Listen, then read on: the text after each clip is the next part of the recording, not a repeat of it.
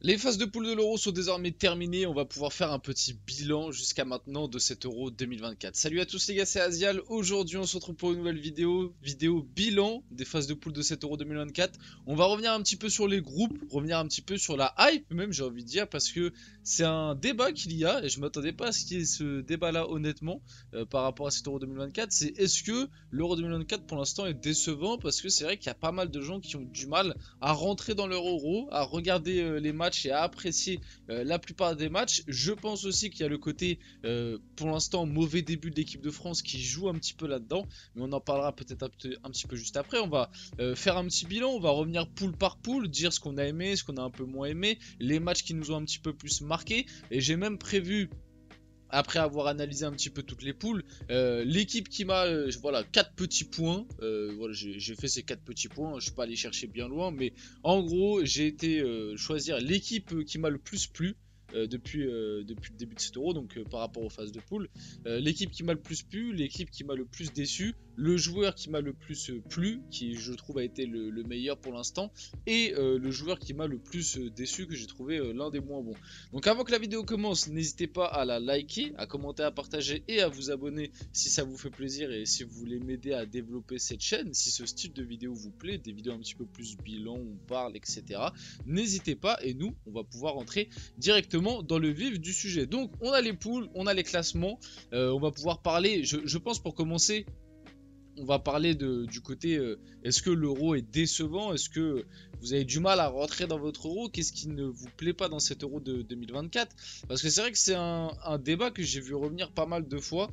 Déjà, je m'en suis un petit peu rendu compte, moi personnellement, si je dois vous dire la vérité, même par rapport aux vues sur ma chaîne.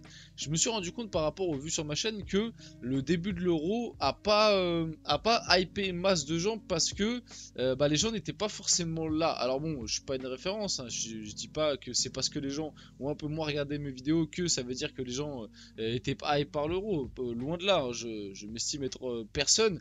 Mais même par rapport à quand j'en parlais autour de moi, voilà, il y a en gros la plupart des gens, de ce que j'ai compris, et même quand je peux le voir avec le grand public, ou même certains mecs qui analysent le foot, certains consultants, etc., ne s'en cachent même pas, hein. Ils te le disent, bon, en gros, pendant les poules, on a regardé les gros matchs, et puis le reste, voilà quoi, les matchs de la Slovaquie, on les a pas regardés, les matchs de la Roumanie, on les a pas regardés, de la Géorgie non plus, etc., etc.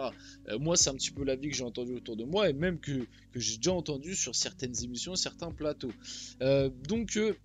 Je sais pas d'où ça vient, ce côté, on a du mal à rentrer dans cet euro. Après, il y a aussi le format qui déplaît à pas mal de gens. Pourtant, ce format a plu sur la CAN, mais sur l'Euro, il ne plaît pas. Je ne comprends pas trop d'ailleurs pourquoi. Alors bon, certains vont me dire oui, mais sur la CAN, il y a par exemple l'Algérie qui avait sauté dès le début. Je crois qu'il y avait aussi des équipes un petit peu attendues qui avaient eu du mal dès les poules, et du coup c'était un petit côté hypant. Bon bah là, tu vois, c'est bon, ça a une échelle bien moindre, mais il y a la Croatie qui fait quand même partie des grosses équipes qui a sauté. Tu vois, les Pays-Bas qui finissent troisième de poule, même si bon, ils étaient qualifiés avant le troisième match, donc est-ce que ça compte vraiment?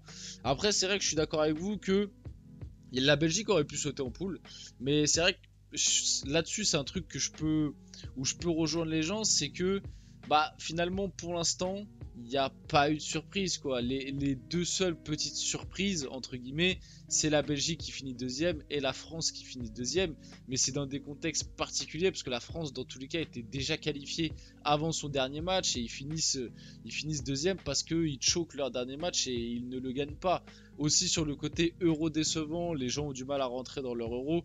Je pense aussi, comme je vous l'ai dit, qu'il y a le côté, comme pour l'instant l'équipe de France, c'est pas fou ce qu'on voit en termes de jeu et en termes de résultats. Pour l'instant, on n'a pas une grande équipe de France.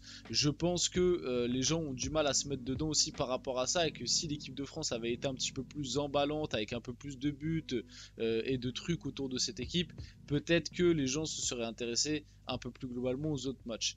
Bref, moi par rapport à ça, je trouve pas que ce soit un euro décevant. Moi personnellement, je suis bien rentré dans mon euro. Alors ok, les derniers matchs étaient un peu plus compliqués. Il y a des poules où les matchs ont été très indigestes, hein, si on doit être honnête, mais il y a des poules qui m'ont énormément plu, notamment, pardon, La poule de l'Allemagne, moi personnellement j'ai aimé. La poule de l'Espagne, bon voilà, c'était le groupe de la mort. Moi je trouve que ça répond du présent.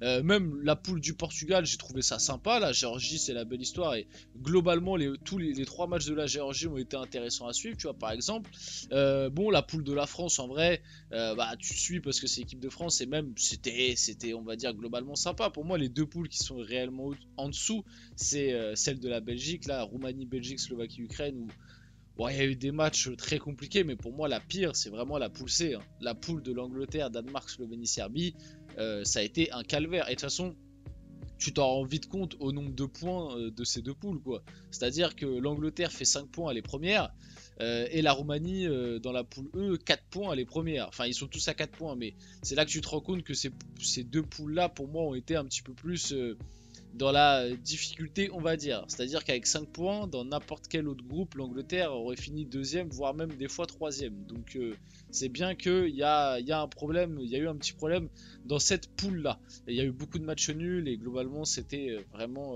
pas fou du tout. Il y a même quasiment il y a eu que des matchs nuls en fait, à part l'Angleterre qui a battu la Serbie, sinon il y a eu que des matchs nuls. Je viens de me rendre compte, mais la poule C, non, ça a vraiment été une catastrophe. Vite fait. On va faire point par point, poule par poule. La poule A, du coup, bon, Allemagne-Suisse, j'ai aimé en vrai ce que ça a proposé. La Hongrie, c'est un petit peu la déception de cet euro. L'Écosse, c'était pas fou non plus. Mais Allemagne-Suisse, j'ai beaucoup aimé ce que ça a proposé, notamment la Suisse qui était une petite surprise. La poule B, bon, bah, l'Espagne, voilà, on en reparlera après, je pense, mais. L'Espagne, c'est l'équipe révélation qui, je pense, a hypé un petit peu tout le monde. L'Italie, en vrai, ça, je suis pas, voilà, je suis pas dans le train du tout. Moi, j'ai bien peur que l'Italie ait une sortie peut-être prématurée en huitième. Je maintiens pour le moment ce que je pensais en avant-compétition, que l'Italie, ça pue quand même le flop à plein nez. Et la Croatie, déception qu'elle soit sortie.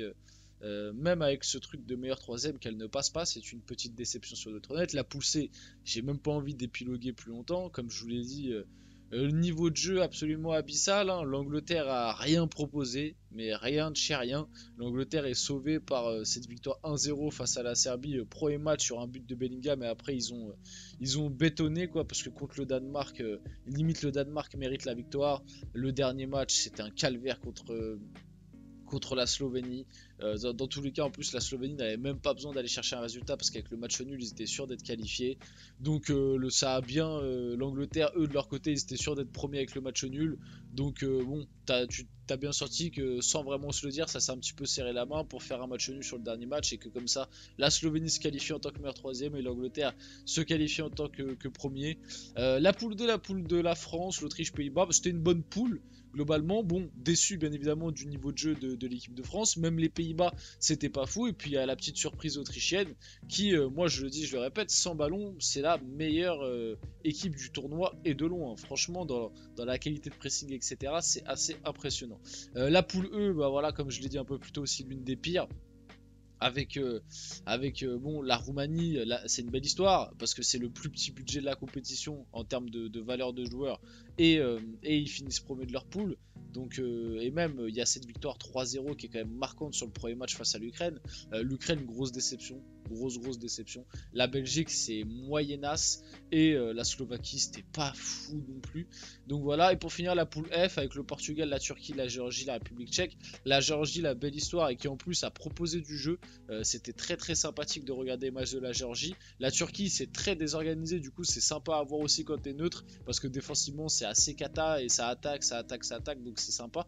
Et le Portugal qui reste une des belles équipes du tournoi, je trouve, malgré tout. Alors peut-être pas la plus belle, hein, je mets quand même l'Allemagne, l'Espagne devant, mais je pense que le Portugal en troisième de cette liste n'a pas à rougir, tu vois.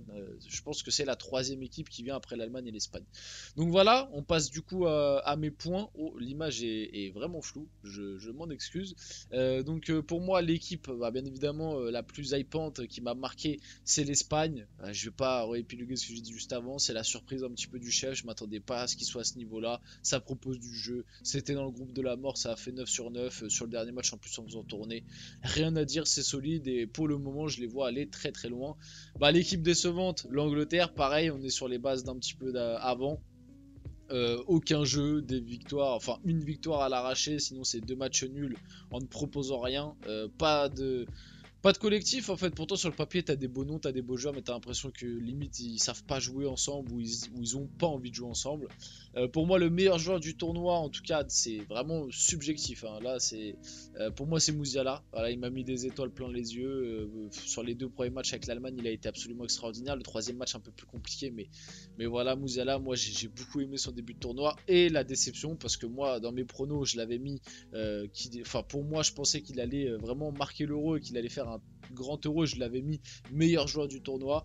Bah c'est Phil Foden qui pour l'instant est très décevant. On finit la vidéo là-dessus, j'espère que cette vidéo vous a plu. Si c'est le cas, n'hésitez pas à la liker, commenter, partager et vous abonner les gars. C'était Azial et on se retrouve très rapidement pour une prochaine vidéo.